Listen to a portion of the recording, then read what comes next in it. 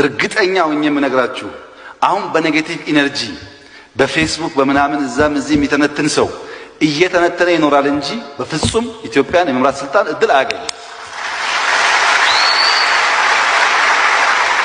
ይሄ በእኛ ጊዜ ብቻ አይደለም፣ ወደፊት ለምን እንደሆነ ታውቃላችሁ? ዱዌል የሚያደርገው ኔጌቲቭ ኢነርጂ ላይ ነው። ቤተ መንግስቲ ጭሉልቃ ትንጃራኒ ፍሬንድሺፕ ምን ያደርጋል፣ ህዳሴ ምን ያደርጋል፣ ወጣቶች ጋር መወያየት ምን ያደርጋል፣ እንትን ምን ያደርጋል ስለሚል ምን ያደርጋል ሆኖ ይቀራል እንጂ